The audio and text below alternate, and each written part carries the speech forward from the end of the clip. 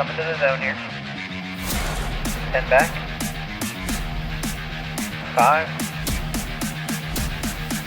Green, green, green.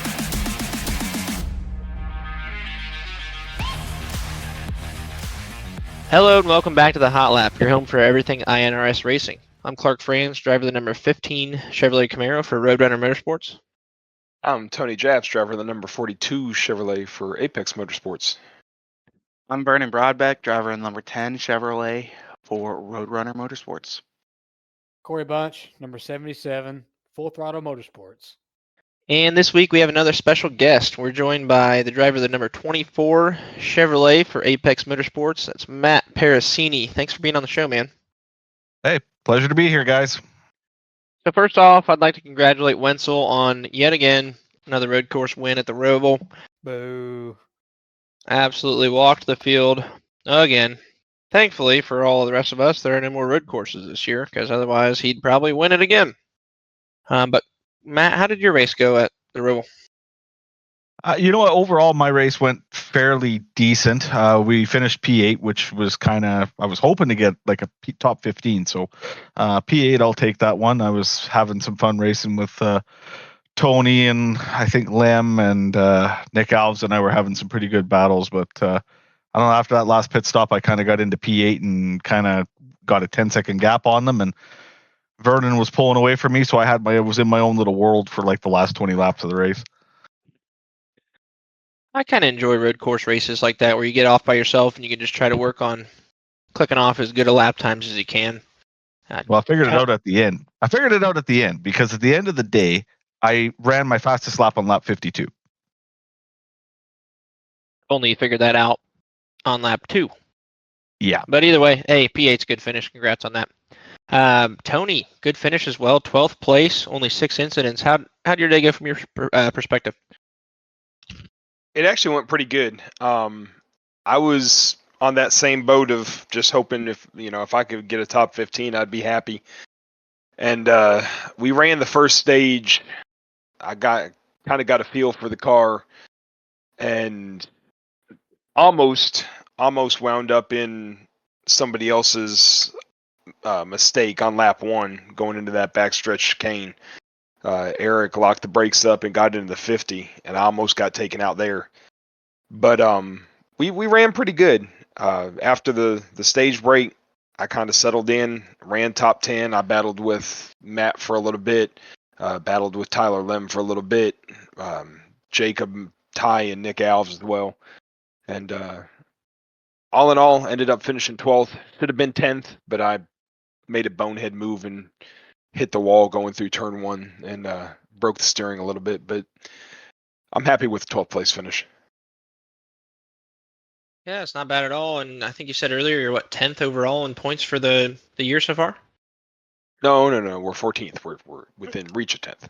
Oh, I misheard that by a long shot. My bad. I wish I was 10th.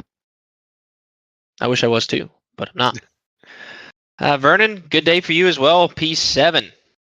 Let's talk about your race. How'd it go? Well, I mean, I had left front wheel damage in the first stage. That didn't affect me that much, as I was able to run my fastest laps with that wheel damage. I kept making a couple mistakes, so I couldn't quite catch Whitley for more stage points. Finished the stage 7th. I'm not going to complain about that. The second stage got a little worse for me. Smacked the wall coming around one of the infield corners. I guess I hit it a lot harder than I thought I did, because I thought I barely tapped it. And the left front wheel damage that I had from earlier, I hit the wall really hard, and that really didn't seem to affect me. But this one affected me a lot. I was running, I think, 5th at the time, and so I pitted, and it went downhill from there. I should have been up there with Murphy, Booth, and Simon. I was right behind them the entire time until I nailed the wall, but we ended up finishing 7th, so I'm not going to complain, and we made it on to the next round. You're looking at fastest lap. You're 6th on the board there, so not too far off from fastest lap time. Now, granted, fastest lap and average lap are much different, but still, great finish for you. Yeah, and then go ahead. After I hit the wall, I lost about a full second in lap times. Yeah, it'll get you. I think I I passed you at one point, and then you passed me back because I had to pit. But still, P7, good day, gets you into the round of 8. And also into the round of 8 in third right now currently, but 6th in the race. That's Corey Bunch. Corey, that was a heck of a race, man. Yeah, it was all about survival at that point because it seemed like everybody in this road course, they just died one by one. Whether it was some people that was just in the way or certain people just were to hit that wall with the two left-handers before you get on the NASCAR turn 1. I think it's like turn 6, turn 7, something like that. Everyone Yep, that was the wall I hit. Yeah, it seems like everyone seemed to hit that wall and just mess up their days. So I focus more on not hitting that wall. So we got a good 6th place finish out of it. So I can't complain. You know who did not hit that wall and didn't hit a single wall, which really blows me away. And I know he's the class of the field with red course races, but Wenzel had a 0x race. I mean, no off tracks, no nothing. Fastest lap was 1.1 seconds faster than P2. Excuse me. Fastest lap was 0.6 faster than the next closest fastest lap. Just unbelievable performance by Wenzel there. You know who also we kind of counted him out. Granted, didn't get it done, but Ty Bostic had the 8th fastest lap and put in a P10 finish. So he was a lot closer than I think we expected him to. But he wasn't able to crack that top 8 and make it into the next round. On the opposite end of the spectrum for people who had terrible days, we're going to move into the Eric Jeffers versus the iRacing damage model section. Corey, did you get a chance to review that video? Well, I remember I remember going through the corner out of there in the you go into the oval course of it, and I just hear a oh shit, and you hear a next thing you go oh no, and then Tony's like oh no, so we thinking at that point something happened to Eric, and what had happened is that he went to hit that wall and he lost all of his steering, so here he was going straight into the wall, and it blew his engine, and 40 minutes of required damage and done. So that was a stinker on that because Eric was in okay position to make it to the next round, but if not, he killed the wall. He would have been fine, but that's just one of those things that just it sneaks up on you. I think that's his second run-in with the damage model this year. Wasn't he the one who had a wreck at 31 miles an hour? And No, that was Michael. That was Whitney. oh, that was Michael. Okay, but then Eric Michael Same had a team. run-in with the damage model this weekend too. Yeah, what happened with Whitley? he hit the same wall and had his wheel damage as well, but he stuck it out. And he lightly nosed it into the wall in the Xfinity race and broke the right front. I do know one other problem Eric had with the damage model, and that was when his tire was pointed the wrong way. So Eric's had a little bit of struggle with the cars this year. Leave it to Full Throttle Motorsports. I mean, it would help if these cars wasn't like cardboard that just folds over every time. So I mean, So what are you supposed to do about it? I had a front row seat for Eric's demise there, both times actually, and he come through the corner like he had every lap, and it just drifted out just enough, and he just kind of kissed the wall, and it went straight and kept going straight and right into the backstretch wall. But I mean, hell, that right front could have been made of paper mache and withstood that hit better. One thing that I just wanted to say that I kind of noticed, and we watched the replay and everything like that, and I don't know if it's a coincidence or not, but it seemed like the Ford model in particular was the most susceptible to that wall for getting the maximum damage, because we saw a Chevy hit it, didn't get much damage. We only saw one Toyota hit it, and he ended up breaking a wheel too. But it seemed like if the Ford hit that wall in that spot where Eric did and a couple others did, it broke the suspension and they went straight into the outside wall at NASCAR 1. Does Alex Forget run a Ford? Because he ate that same wall. He was a Toyota, but there was a couple Fords, and it was like, but I saw like 3 Chevys doing it, and none of them broke the right front. I was right behind Alex when he wrecked into that wall, and I heard his motor blow, and I'm like, well, there goes your round 8. Drove right on past him. There He were still made it, people. though. there were people that bounced off that wall a lot harder than Eric did and kept going. I mean, I couldn't imagine being in Eric's position on that, because once you hit that wall and then you come to the realization you lost your steering, and then you're just looking at that wall and it's like, well, here we go. this is gonna hurt. It's just like slow motion. There's my playoffs, and bam. So it just sucks for him. I mean, as a teammate and friend of his, I hate it for him, because, like I said, he was in good spot, and just those little mistakes. That's all it takes to knock you out. Let's hope in 2025, when they redo the car for season whatever it is, 2 or whatever, before Daytona, they get the damage model fixed, because it needs a lot of work. Yeah, no kidding. So Corey, you said that these things are made out of cardboard. Yes. And when the next gen first came out in real life, it felt like they were made out of cardboard. People were breaking their toe links left and right, and now they don't. And I'm surprised that it's taken iRacing this long to get it right, because it seems like they're usually pretty on the ball with it. But man, you can tap a ball anywhere in iRacing, and all of a sudden your toe link's broken. You can feel your back end just wiggling around as you try to get back to pit road. I don't know. I saw Vernon hit the wall at Darlington, like, it seemed like every lap, and he was still fine. But if I were to go hit the wall at the Darlington at one lap, and my whole right rear toe link's broke. Now, at Darlington, I only hit the wall decently hard a couple of times. Every other one, it was just it was a mere scrape. Did I get lucky? Yes. I also think I hit it pretty flush every time too. And let's keep this in mind too, is that we mentioned about the Whitley incident at Bristol, when he got that meatball from 31 miles an hour.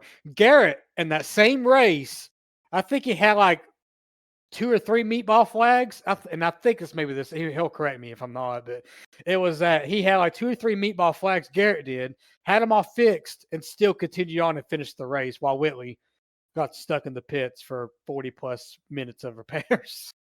I had a teammate take me out lap 1 at Bristol the first time around. It's so hit or miss with a meatball flag. Is it going to be 20 seconds or is it going to be 20 minutes? Yeah. Never know. So moving on to the results of the first week of the Losers Bracket Challenge. For the first matchup, we had Matt Robinson versus Tyler Sexton, and Matt moved on.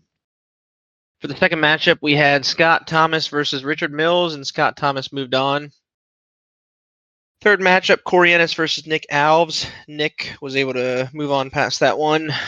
Fourth matchup had you, Matt, versus Jonathan D. I won't even try to pronounce his name this week. And you moved on with a bye because he did not show up.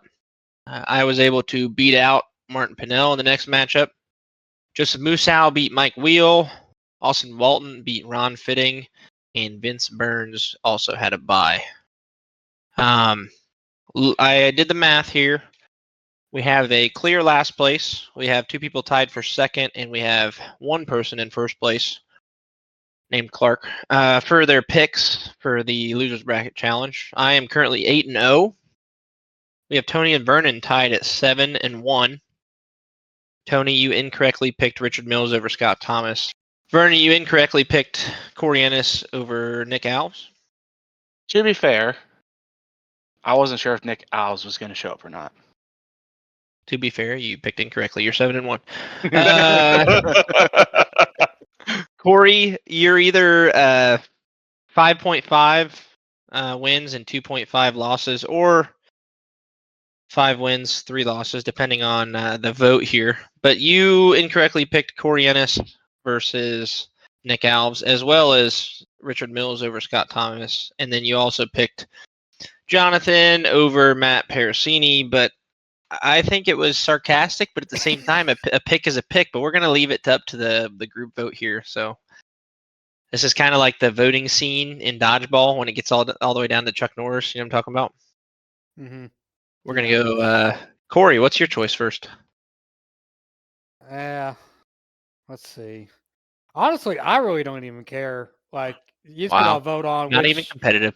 No, I won't because I Disappointing. know. Yeah, I was being sarcastic. Don't get me wrong, but I figured there'd be the sliver of hope that Dvornakis would be able to show up, and because I think he's the kind of guy who likes road courses. But like someone mentioned before, what was his last race? Indianapolis was I one. wonder who he took last him out showed that up. Yeah. race. Yeah, I Vernon. know some a 10 car or something like that. But Someone did anyway, it. yeah. but anyway, now I'll take the loss. It's fine. I was just being sarcastic with it, but I'll still take the loss. That's fine. I'll recover this next round. The vote is still up. Hold on, that's just one vote to take the loss. Tony, I plead the fifth. come on, you got to vote. You You gonna can't give him the do loss? that. You gonna give him the loss? Well, he wants the loss, and because he wants the loss, I think we're going to go with the half a point. Vernon, you want to end this right here now, or you want to give him a win? Oh, I'm ending it right here, right now. All right, Corey's in last place at 5 wins and 3 losses. I got to deal with Tony, and I'm trying to chase Clark. I don't need Corey right behind me. All right, If I We're had to be the gonna- tiebreaker, he was losing half a point. Trust me. we're gonna pick this coming week's losers bracket challenge matchups before we move on, and we'll start with you, Corey. We're gonna have Matt Robinson versus Scott Thomas. Oh, for sure. 100% Matt Robinson on that. Vernon, Matt Robinson. Tony,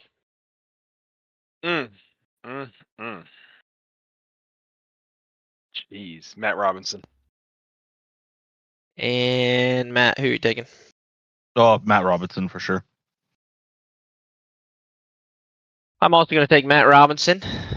And for the next matchup, we have you, Matt Perusini, versus Nick Alves. Corey, who are you gonna take? I'll take Matt on this one because there might be a chance that Nick Owls don't show up. So I'll take Matt on this one. Vernon? Well, I'm 0 for 1, and assuming that Nick Alves isn't showing up, so Matt Robinson or Perusini. Wait a minute. we wait a got two minute. Matts. I gotta stick to my guns here. Perusini. See, I don't trust Nick to show up. We're going to go with Matt Perusini. I think Nick wants that huge reward of $25. Matt, I know you're the guest, but I'm gonna pick you. I just want to be dramatic there. You had a faster lap at Vegas, and there must have been a late race restart. I don't think I raced at Vegas, but you guys were all like within 2 seconds, and you were actually faster than he was. He just happened to have a better finish. I think you're gonna pull it out here and win this round. Who do you think's gonna win between your own matchup there, Matt? Well, it's going to really depend on qualifying. Vegas last in the spring, I qualified 40th out of 40 cars. Barely made the show because there was 43 cars showed up and I qualified 40th. So shot myself in the foot on qualifying. So if I get a good qualifying run, it should be me. But if I qualify 40th again and Nick's ahead of me, it could go either way. But I'll take me because I believe in me. I like it. I'm glad someone does. I felt a lot of confidence come from Perusini in his pick, and I believe that Nick Alves was what Matt just said for his pick, right? Yeah. You feel confident that Nick's going to beat you, right? No. No. I owe Nick one from Indianapolis, so he's not going to have an easy pass no matter what. Ooh. I would like to point out that even though Matt qualified 40th and finished 28th, his average running position in the race was 17.5 and Nick Alves was 19.9. Next matchup is going to be me versus Joseph Musau. Tony, who are you going to take? Oh, you would come to me first. Jeez. Where'd you finish in the spring? I didn't race at Vegas. Oh, Joseph, if it helps you, Joseph finished 14th. 14th. Yeah, I was looking. I just couldn't find you. Yeah. Huh. Oh, I'm going to go with you. Don't f it up. Corey. I am calling. Give me Musau. I respect it. You're wrong, but I respect it. Vernon. Tony, my man, taking my teammate. I love it. We always love teammate hype around here. Give him Muso. Wow. I'm All gonna right. change picks. When we pick the final four, just remember that, Vernon. Matt, who are you taking in this matchup? You know what, Clark? You need some good luck, and I think it's coming your way this week. I'm going to take you. I feel like Pat McAfee this show. I'm gonna pick myself as well. You got to bet on yourself. I think it'll be a very close one. I think for me, it's going to come down to a late race restart, which unfortunately has not happened a lot recently. I'm quick at these types of tracks where tire wear really matters towards the end. And if you can get fresh tires on the car, I think I'm pretty good. But if it's a tire wear race with no cautions, I'm going to be near the bottom. So I'll take myself. We'll see. And the last matchup is going to be Austin Walton versus Vince Burns. Since they're both in our group chat every race, Vernon, I'll put you on the hot seat first. Vince has been struggling lately, so I really feel like taking him just doesn't really work for me. I gotta go Austin, but now that I say that, Vince is gonna have probably one of the best races of the year for himself. But I still gotta go Austin. Tony. I don't know. That's tough because I don't think Austin didn't race the spring race. He did not. No, he wasn't in the league at the time. Oh, jeez. Because Vince has struggled a lot recently, and I don't know what it is. I hate it because I know he's better than that. I'm gonna go with Austin Walton. Corey. Man, you hating on the old fellow over. Give me Vince Burns. He's got it. Old Burnsy. Why you gotta call him out for being old? Is he old? Either people are gonna like Yeah. us, either people are gonna so they're gonna be really pissed. Matt, who are you gonna take?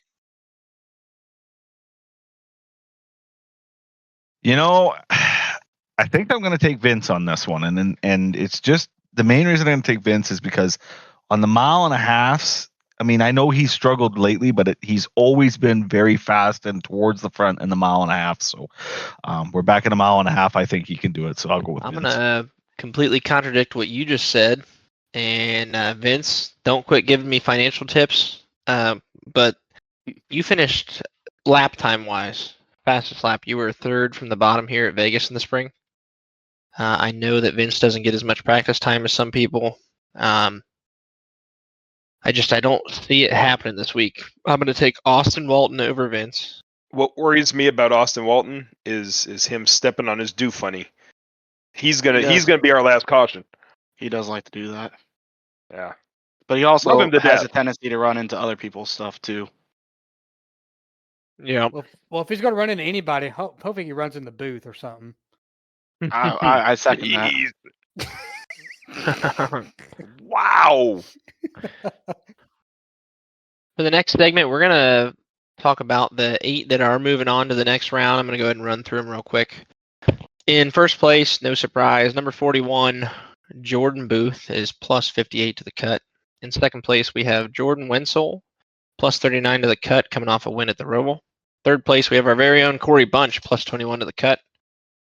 Fourth place, we have Alex Forget Berube, plus 6. Fifth place, we have our very own Vernon Broadbeck, 6 back from the cut. Sixth place, we have Alex Murphy, 11 back. Seventh place, we have Michael Whitley, 11 points back from the cut line. And in eighth place, we have Simon Magin, 13 points back from the cut. Does anyone stand out on that list to you guys? Well, obviously, Booth's got a race on the field. I guess the only thing that stands out for me would be Simon making it. I really didn't expect it. I know he won a race. I wasn't sure how he was going to run at the Roval. I don't think I picked him to miss the cut, but I honestly can't remember. I'm more surprised with Eric not making it. That's the only thing. He had made a comment after the race at Talladega that he was concerned because he does not race well at the Roval. And I had made a comment to Whitley. I was like, I know you're behind and I know our incident didn't help you in points, but with the way that Alex has been talking, or Jeffers has been talking about how he races at the Roval, 18 points may seem like a lot of points to make up, but one decent stage finish, and then him having issues early could catapult you in there. And shockingly, or not shockingly, however you want to look at that, that happened. Corey, if you had to give a way too early prediction of the Final Four, not really way too early, but I mean, a lot can happen in 3 races. Who are you going to put in your Final Four? Let's see. It'll be Booth and Wenzel, the top 2 for sure, because I know Booth especially's got a big gap. I could see, something tells me I could just see Whitley just pulling a miracle and winning Martinsville. So Whitley being there. Pretty much. The fourth one's no, something's gonna happen to me. I ain't gonna make it. You're too modest to pick yourself. I need you to pick someone. We got to move on. Well, I'm working on it. I'm still trying to remember who was even still on this list here, because Booth, Wenzel, you, Alex, Vernon, Murphy, Whitley, Simon. give me Murphy. Booth, Wenzel, Whitley, Murphy. Yep, that's Vernon, you going to call your own number here, and who are you going to take? I got both Jordans making it. I don't think Corey has a lot happen to him. I think he runs 3 decent races and makes it in. And then I know Alex had a 4th place finish in the round of 12. With the way that he's run and how inconsistent and good, he can run great, but he runs very inconsistently. It seems like I don't think he makes it in, and I think it comes down to between me and Whitley at Martinsville. And I really like Martinsville, so hopefully it's me. So yeah, I'm gonna try calling my own number here. I like it. Tony. Booth, Wenzel, Bunch, and Whitley. I think Whitley's gonna win Martinsville. I think these are all solid picks. It's tough at this stage in the race here.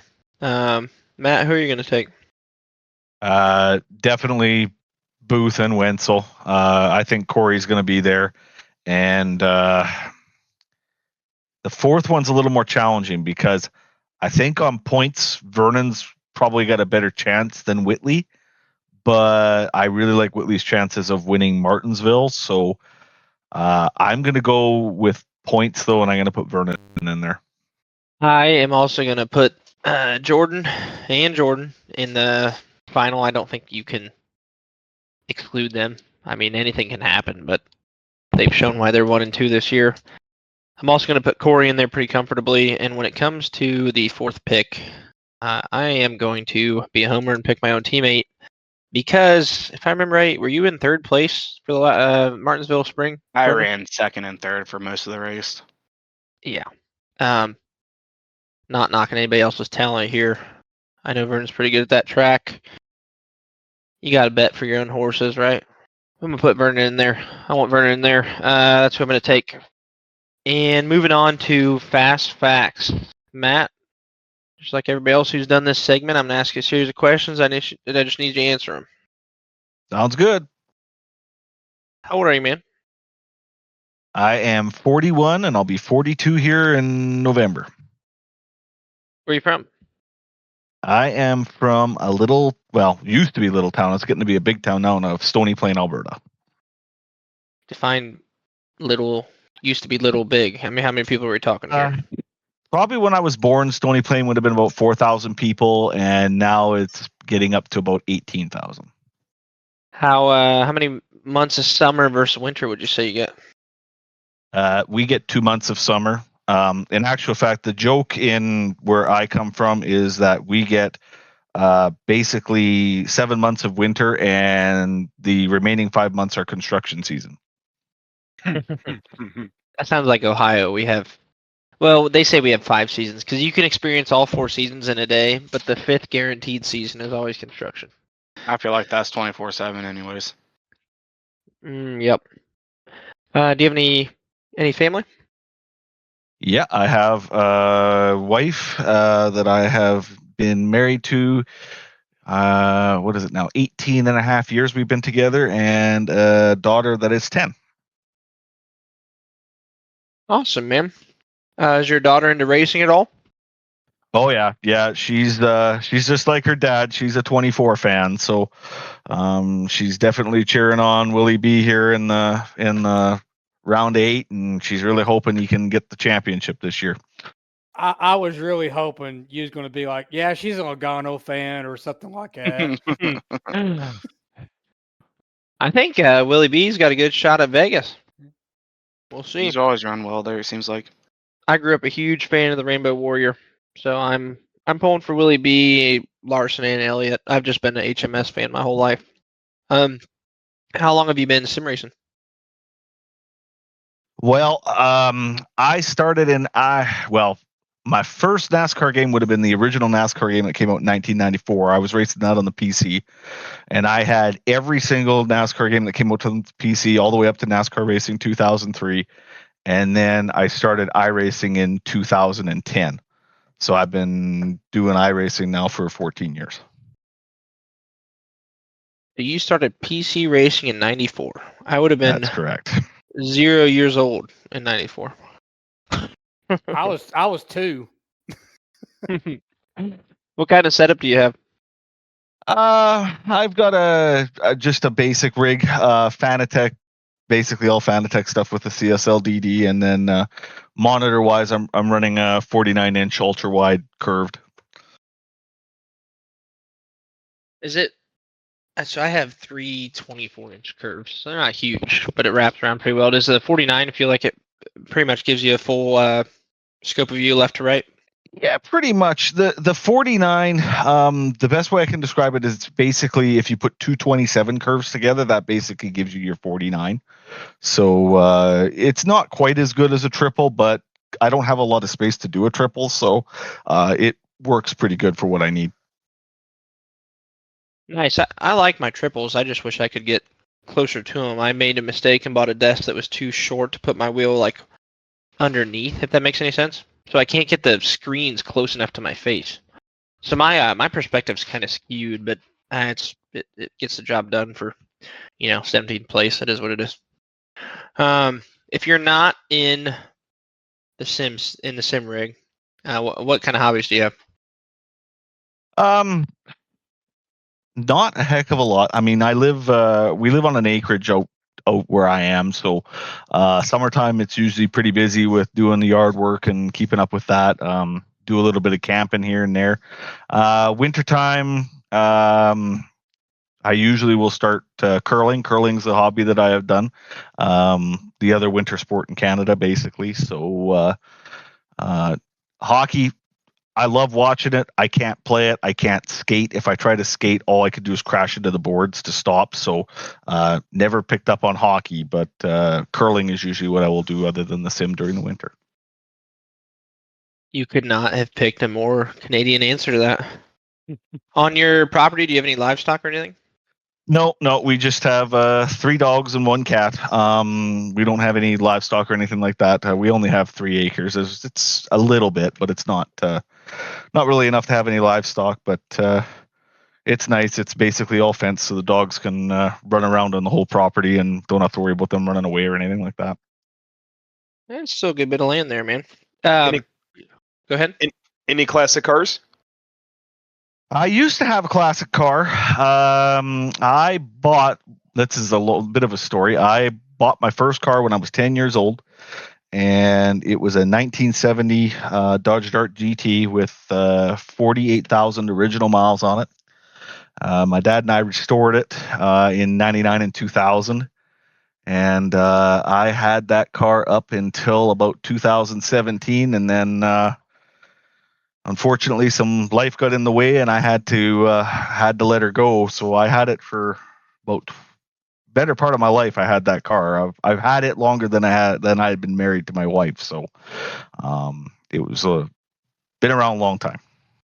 Forest green, if I recall, right? Yeah, it was F8. If you guys didn't know Dodge colors, it was F8 green. Yeah. That's pretty sweet. Have you kept track of the car since you sold it? Any desire to buy it back, I guess? Well, I sold it, and the guy I bought it he flipped it about a year after I sold it to him, and he flipped it for double what he paid me for it. Ooh, So that yeah, hurts. yeah, that hurt. But the car was getting to the point where it was at the age where it was going to need a new paint job and it needed some work and stuff. And I just didn't have the money or the time to put that back into it. So I sold it. The guy went and unfortunately he took the GT package and changed it more into a swinger package and kind of, in my opinion, ruined the car. And so yeah, once I saw that, it was just kind of a lot easier to just be like, well, I don't need to get it back now. All right, I'm dumb. What's the difference between a GT and a swinger package? So GT package, if you can believe it, back in 1970, because the Dart was the entry level A body. GT package basically was the luxury Dart. So it had the bucket seats and more of the luxury features. It didn't have air conditioning, but it had power steering. It didn't have power brakes, which was kind of weird. But and then with the GT, you either got the slant 6 or you could option up to the 318. The swinger package was the performance model, and that's the one that had the 340 and all that stuff. So just like I said, they changed it a little bit. I mean, before I sold the car, I ended up getting my hands on a 340, and I dumped a 340 into it before I ever sold it. So it had the performance of a swinger. I just liked the look of the GT over the swinger. Okay. Is there much of a NASCAR following in Canada? And if not, how did you get into it? Well, where I'm from, basically Stony Plain is about 15 minutes west of Edmonton. So basically, when it comes to sports in Edmonton, you have the Edmonton Oilers, and after that, nothing else really matters. How I got into racing was there was a small dirt track at a little town just southwest of Edmonton called Kalmar, and my dad took me out there in 1990 for my first race, and I started going to the track and watching the races with him and everything like that, and we got involved with a sprint car team, and in 1995, I think it was, the company my dad was working for sponsored the race team, and he started working on the race team as a pit crew member, and those guys followed NASCAR. So then I started getting involved, and I picked up on this kid driving a rainbow car that came from a sprint car background. So that really excited me that a guy that was driving a sprint car was in NASCAR, and basically in 95 was kicking ass. So that was pretty cool, and that's kind of where I got hooked on NASCAR at that point. Yeah, pieces fell the right way for you there. Couldn't have picked a better driver to follow either, in my opinion. Yeah, he's been a lifetime hero. I met him. Tony knows this because him and I were at Darlington in 2015. I was able to meet Jeff at a private event in 2015, and he's a pretty cool guy, I'll tell you. I got one just because I've known Matt for 10 years now. A little over 10 years. 11, because we met in 2013 in Darlington. God. So, tell you how far back it was is back when they used to run the All-Star at Charlotte. How far did you have to travel to get down here to Darlington, South Carolina? So that year that we met Tony, my wife and I took the whole month of May off because NASCAR was running. It was Darlington, the All-Star race at Charlotte, and then the 600. And we decided we were going to go to all three. So we hauled the camper down from where we live. It's about 3,200 miles one way. So it took about 4.5 days to get there. 4.5 days just to get there. Whew. Damn. That's further than I've ever traveled. And in 15, he came down to Homestead, which is even further. I've watched NASCAR my whole life, and I've never been to a race. It's depressing. You need to Come on. go. You need Come on to down go. to Darlington. We'll show you a good time. Yeah, exactly. Do you think Jordan Booth should go to an Indy 500? Don't bring this into this because every time I hear, I'm going to the Indy 500 next year with Eric and Corey and them. They talked on DBC this week about how Indy 500 is the pinnacle of motorsports racing, and I was cracking up because I immediately thought of Eric telling Booth that he needs to go. But Matt, I'm glad we can get to know you more, man. Man, I love this segment with everybody we have on from the series, but it's just so cool, all the different backgrounds we have, different parts of the world, and I'm glad we could dive into your life, dude. No, I appreciate you guys having me on. I mean, I'm definitely guaranteed if in the league, I'm one of the older guys in the league. So, but I still have just as bad a temper as anybody else. So, I mean, you guys all know you guys crossed me the wrong way. You're on my list, plain and simple. I haven't taken a poll, but Vince has you beat, just so you know, for age. Oh, I know, but I mean, if we took an average of the age of the league drivers, I guarantee that I'm way above the average. I'll tell you what, though, Boots put that average all the way down to what it would be. So you take Booth out, and we're probably like in the 30s, probably. I would say if you take the highest and the lowest, we're probably high 30s. No, I'd say mid to low 30s. I would think. You think we're high 30s? Now I want to put out a poll on the Discord to see. Well, because the oldest I think is going to be Vince, and the youngest is Jordan. The youngest was actually Kai, I think. Well, he got booted, so Jordan. Sean Walt. Is it really? Well, he's like no the longer same racing age. either. Yeah, he was the same age though. So you take the two of them out. I'm 34. I think Michael's 30. Me, Clark, and Austin are all 30. Scott 32. and Josh. You're 32, Corey? Yeah. I thought you were younger. Well, thanks. You look younger. Scott and Josh are both older than me. How old are you, Tony? 34. Josh, I think, is in his 40s. I think is what he said. I can't remember though. I think Scott's up there. Scott's got to be like mid 40s because I think his daughter's like high school age. She graduates this year, from what I've seen. I'm pretty sure. Yeah. So we're just over here speculating people's age. You know, Weird. I don't know. I'm about to put up a poll and figure it out. Be a very interesting stat. Now I'm curious. I like numbers, so now I'm actually curious what it would be. Moving on though to put it out.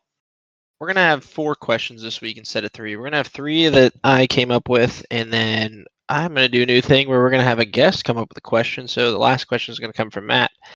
But the first question, and I'm gonna go to you for this one, Matt, is gonna be first statement, I should say. All of the next gen cars' problems stem from a lack of horsepower. So I'm going to go red flag on this one. And the reason being is that I look at the Xfinity car, and overall horsepower wise, when you're talking about the main package that the Cup Series runs versus the Xfinity car, horsepower wise, I think Xfinity might have them by a hair, but not by much. They're both pretty close to 700 horsepower. Honestly, I think the biggest problem that the next gen suffers with is that we got to quit making the aerodynamics on the bottom of the car. We've got to go back to making the aerodynamics on the top of the car. And either we need to put smaller wheels and tires on this thing, or Goodyear needs to go back to like the F1 days in the early 2000s where they were putting 3 or 4 grooves in the tires to take away surface area from the tires so that it takes away grip from the car, because that's the biggest problem we have right now is these cars have way too much grip. And if NASCAR is set on the 670 horse and that's what they're going to run, then we've got to take grip away from the car. Tony, are you in the same boat there? I am. I think that we could do smaller tires, and smaller tires would solve a lot of the issues. Even with the horsepower we have, the tire's just way too wide, and you can throw it in the corner and you really don't have to worry about it because it's going to stick.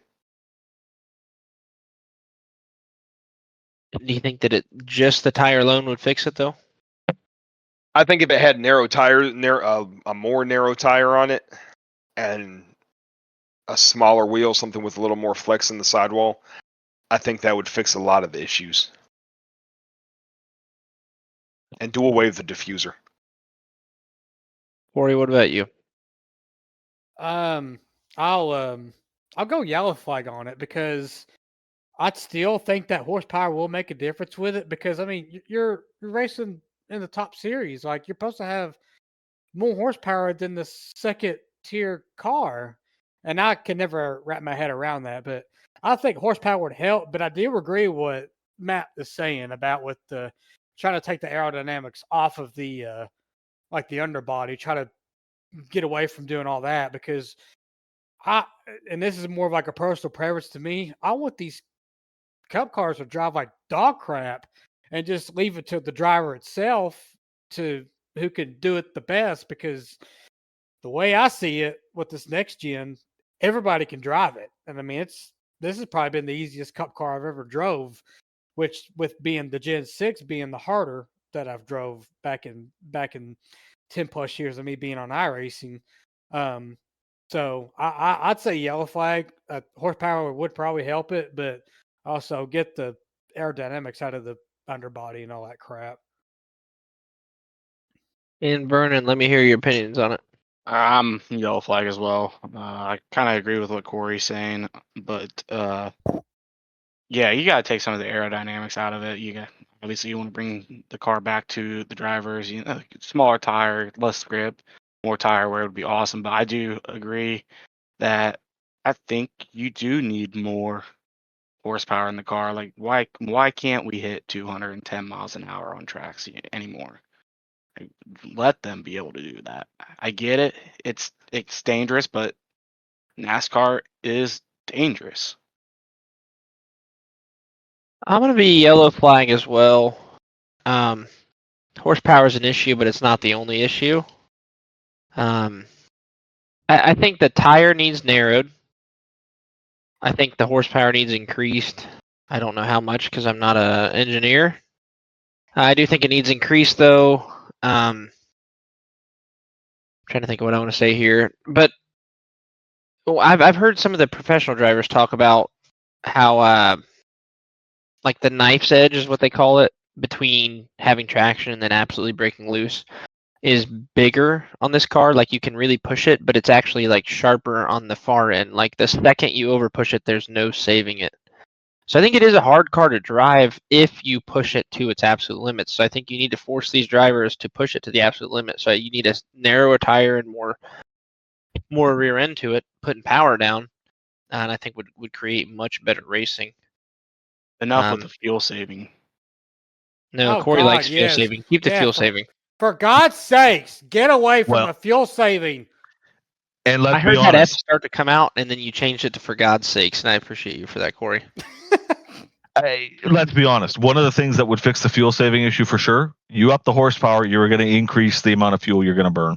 So, I mean, Absolutely. that's also going to help that issue as well. But, I mean, they got to get rid of the underbody stuff. I mean, I can remember Denny Hamlin talked about it where to make these cars go fast, right, they have to have that Carolina squat to them, right, where the front end's up and the rear end's down.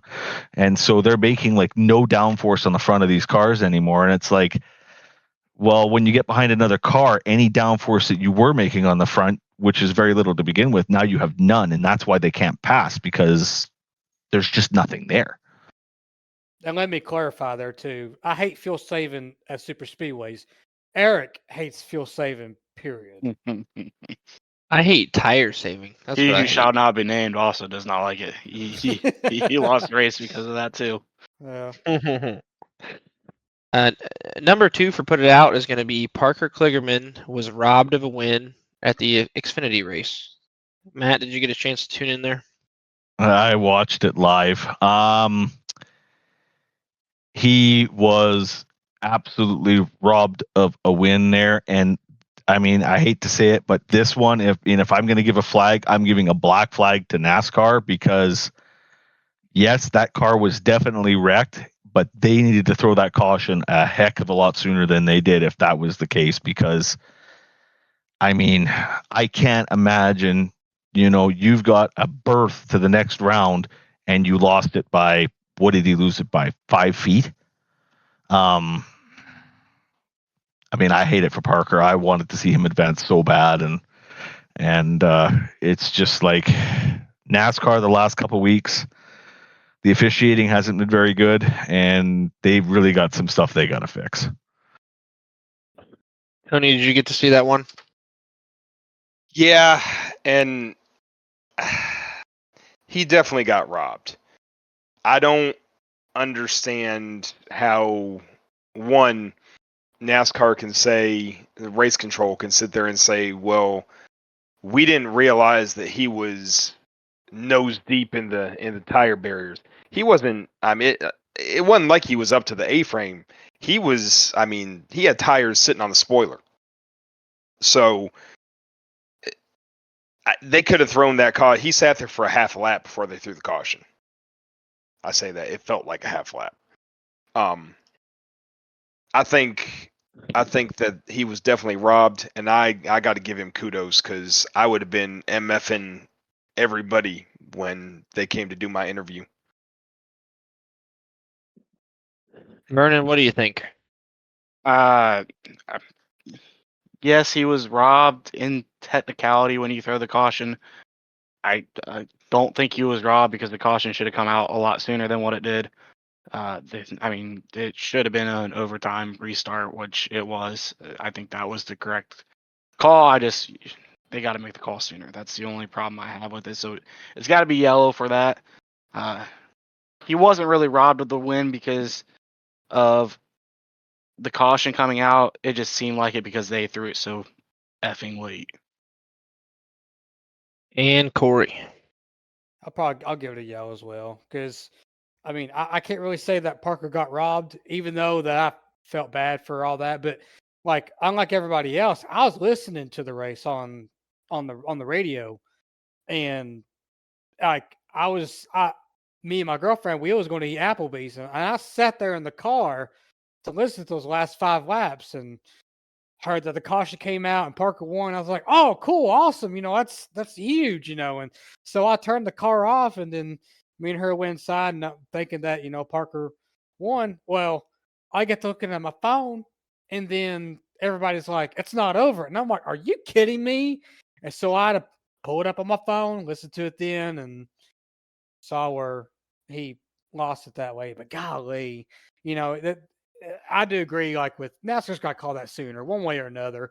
They may not have had like the good visual or around the track or so, but they have to now, because you would think, especially with that corner, you got to think there's somebody there, some official, like, hey, there's a car underneath these tires. And then not go through the whole, are you really sure? Like, I think I heard like a lot of people from podcasts and stuff, they talked about that as well. Like, they just waited so long to confirm it, but to wave the yellow flag, because I mean, you got to be a little quicker than that. And then look at it this way there too.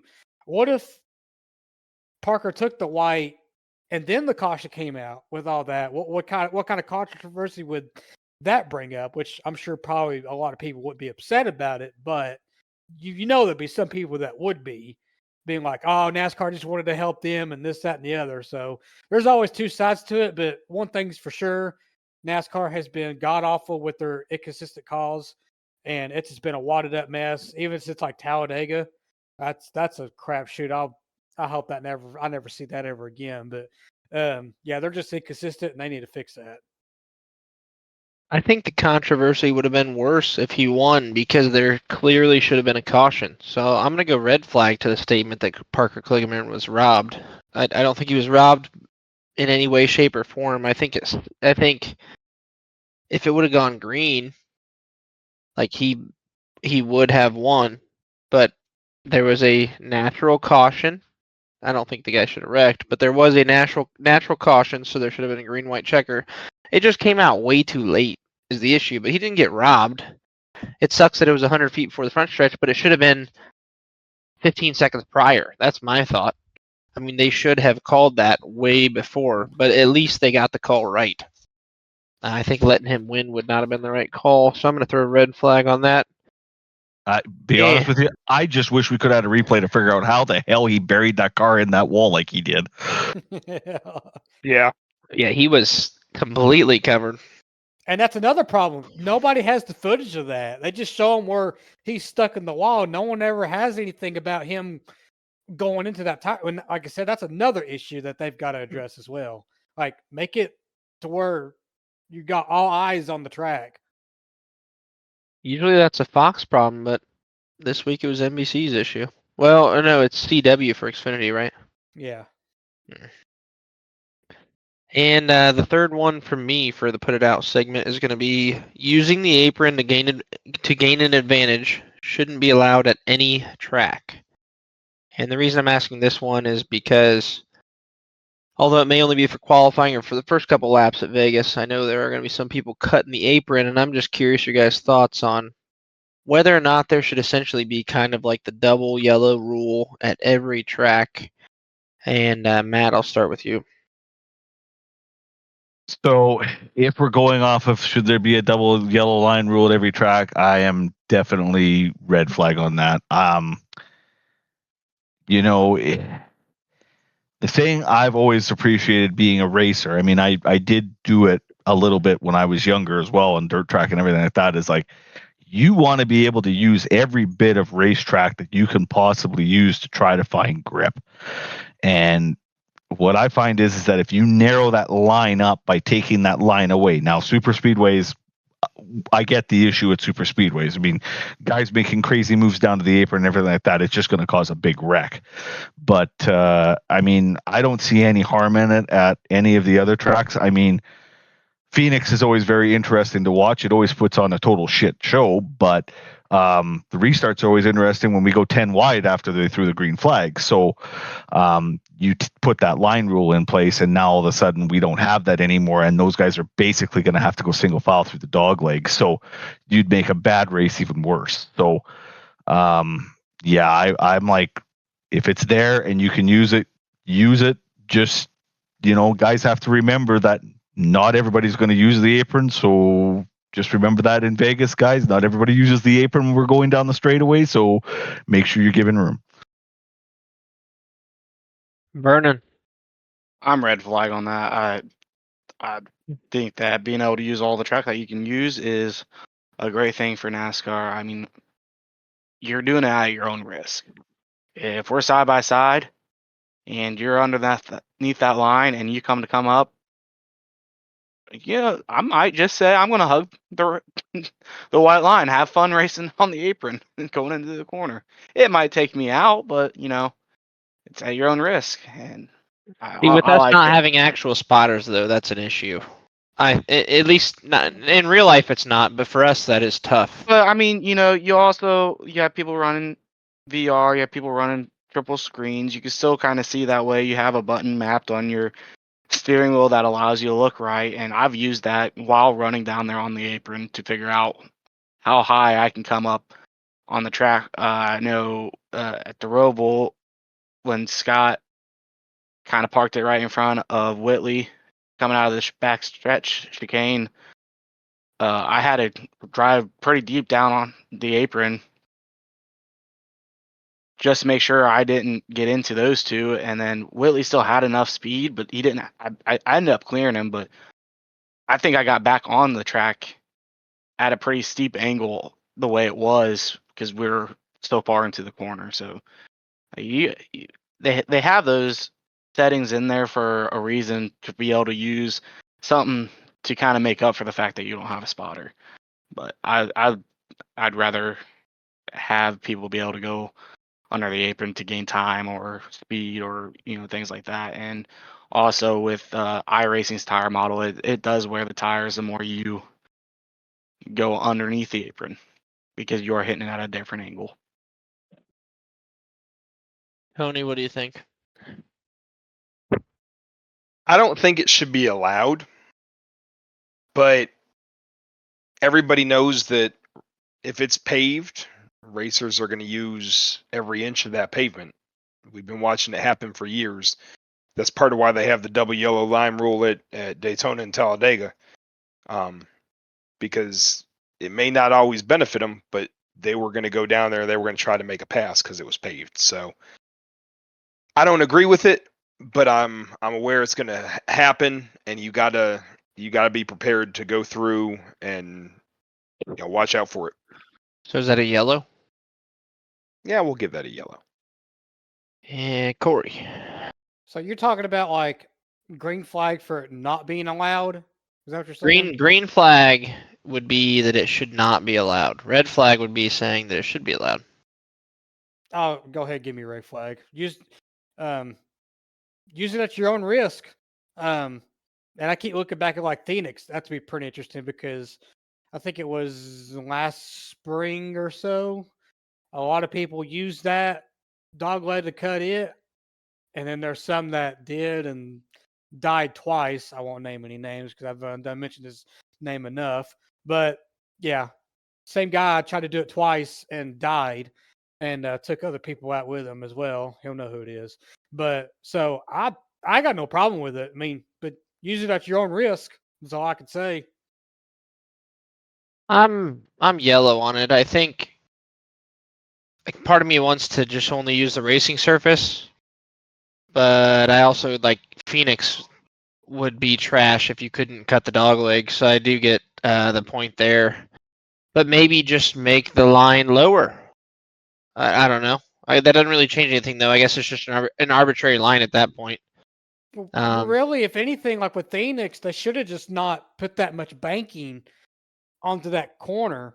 Like, should have just left it along like it was with old Phoenix, if you remember it, when it still had the grass in the inside lane there. Just leave that flat and then just make it an angle. Don't bank it. Yeah. And for our last question to put it out, Matt, what's your question for us? Well, this question is going to be about real life NASCAR, and there's been a few drivers that have come out and said that more practice would be more beneficial to good racing. And so I want to know what your guys' opinions are on that. Who do you want to go first? Clark, you can go first because you've gone last few times. Man, that is tough. Because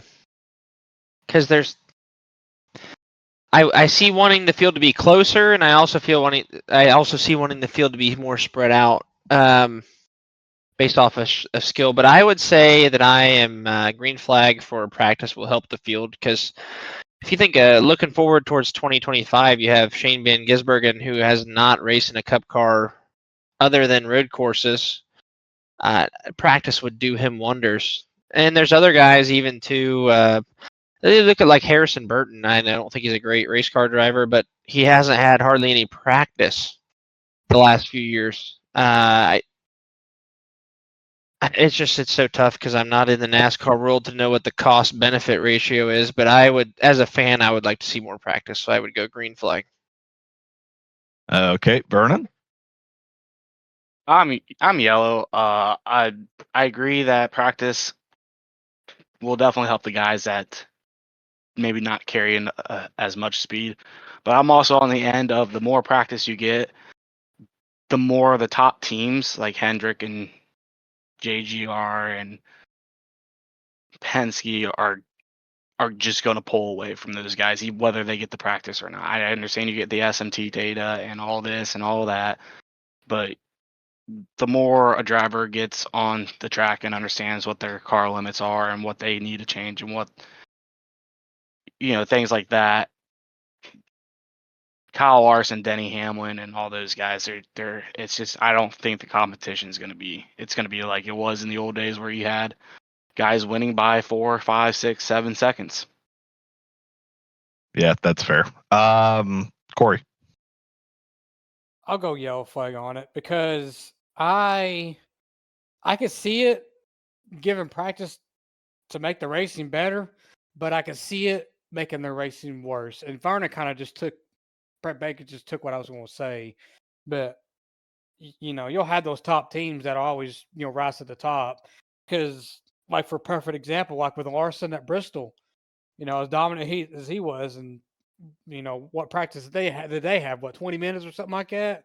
So just imagine if they had like an hour or even 40 minutes or something like that, he could have like won from, I forget how much of the margin was, but we'll just say like he had like 10 seconds on the field on second place.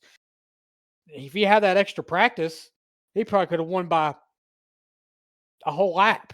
So it could be beneficial, but it could also probably hurt as well. So I'm kind of yellow flag on it. I'm kind of, there's some pros and cons to it, but I've just kind of adjusted to having the less of the practice. And in unpopular opinion, I'm kind of hoping that the IRNRS kind of adapts that for next year and in the future as well, because I think that'd be kind of interesting to see.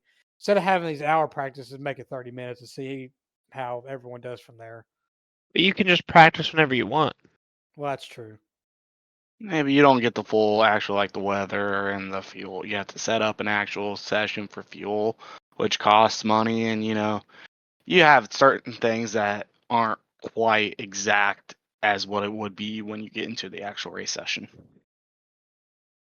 All right, Tony, well, you're up.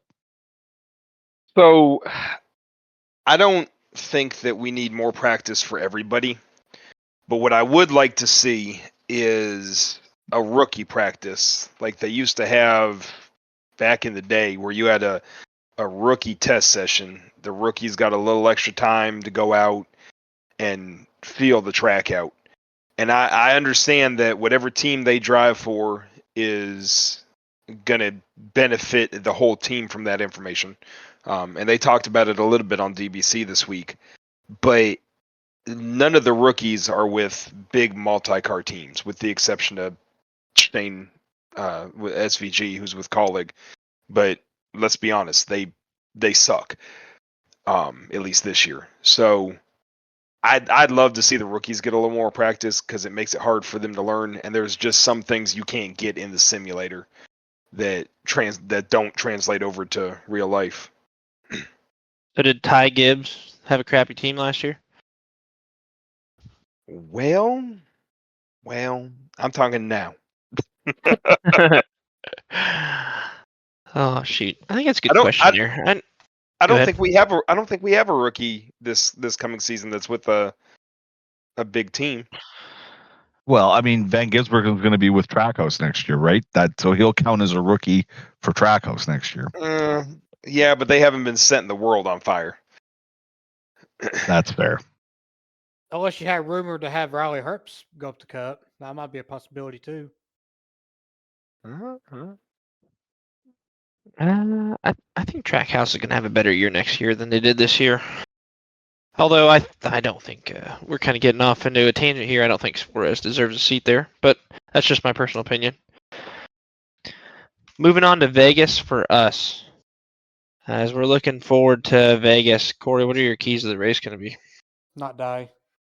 That's basically that's your it. keys every week is like, don't die, don't Yeah, wreck. pretty much. Because I've seen people that they do die and it takes them out, like of the championship running. So I mean, that's as simple as it gets. Is don't die. Try to think of something else too, because, and I like to try to. I wish I could compare last year's Vegas to this year's, but I really can't, because that's a whole different. It's different than it was last year, because, and even like spring Vegas, I was dog water. Like I think you could probably look at my average running position. I was like 30th. I mean, it was terrible. Like I had an absolutely rough start to the year, and it probably didn't get any better until once we got around the, probably Phoenix or so. But Vegas wasn't all that great because well, I just thought of something else too. Qualify well, because when you get stuck in the back, you're not going forward. Like everybody's the same. It's gonna be hard to pass, like it always is with this car. So yeah, don't die. It's hard to pass. Qualify up front. I think my key is going to be don't overheat the right front. You can really get in too deep. More in 3 and 4 than 1 and 2, but I think you can heat up that right front. And if the last few weeks, or like a couple dozen weeks, it seems like, has shown anything, is we're going to have long runs. And I think you need to keep those tire temps down Does anybody else have any strategies they're thinking is going to come into play this week? I mean, obviously qualifying is huge, but at the same time, I know in the spring race, and this could be completely different. I had probably one of my worst qualifying efforts outside of a super speedway because I just hate qualifying at super speedways. But I think I qualified like 29th or 30th or something like that in the spring race, and I drove up to second at one point in the race. It was driving a little bit harder before I had some unfortunate issues with Booth that kind of pushed me back down in position wise, and he was nice enough to let me back up on the track, and he didn't just drive right by me. I know that was a complete accident. I don't hold him against it, but you can pass. It is hard, but you can pass. You're just going to use your stuff up to do it. Yeah, that's probably going to be the key. To be honest with you, that's going to be the key, is how to manage your tires based on your line, because Vegas, the low line is probably going to wear your tires the least if you're running it in both corners. But the speed advantage to run middle to high in 1-2, it's kind of a risk versus reward, because if you go up there and run the top too many laps, you're going to burn your tires off, and the guys on the inside are going to be able to start passing you. So it's going to be definitely tire management and qualifying well, I think, are the two biggest keys. I agree. Tony, give us the breakdown from the spring race. Wenzel won. He did not dominate, however. Alex Murphy led the most laps. Jordan Booth and Wenzel led 36 and 25 respectively. Murphy led 62. Ty Bostic led 3. Matt Perusini actually led 8 laps that race. So, and the fastest lap of people that are still in the league went to Eric Jeffers. So, there's no correlation to where you started versus where you finished, because Wenzel won, he started 15th. Garrett finished 4th, he started 27th. Brendan Hayes finished 5th, he started 32nd. So, biggest thing's just going to be stay out of trouble.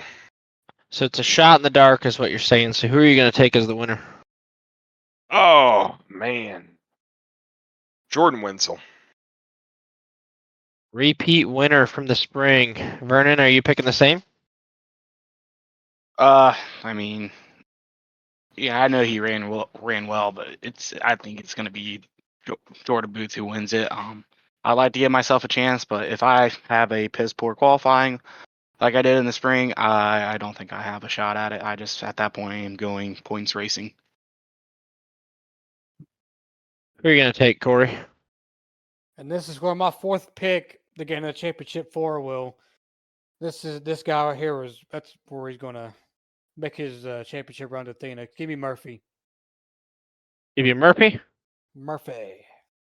And Matt, who are you going to take? Well, I know how the guy thinks. I know how the guy runs. Booth's going to want to make sure. I mean, I know he's got the points and everything like that, but he's going to want to make sure he's locked into Phoenix right away. So I think he's going to be really tough to beat this week. So I'm going to take Booth. I told Wenzel when he was on the show, I felt like the playoffs were kind of built for him. Two red courses the first two the first 2 rounds, and then Vegas, which he's already won in the 3rd round. And I think Wenzel's going to lock himself in. So I'm going to take Wenzel. With that being said, as always, thank you all for tuning in. Matt, thank you so much for joining us and being on part of the show. We love having you as a special guest. Yeah, thanks for having me, guys. And a little bit of breaking news from the 24 camp. I know I let Clark know. 24 car will be back in 2025, and the contract has been signed for a new team. Are you able to announce which team that is? That will happen at Phoenix. At Phoenix. Best of luck, everybody, as we move towards Vegas. We're looking forward to talking to you next week as we head on into Homestead. As always, thank you for tuning in, and take care. See you. Later.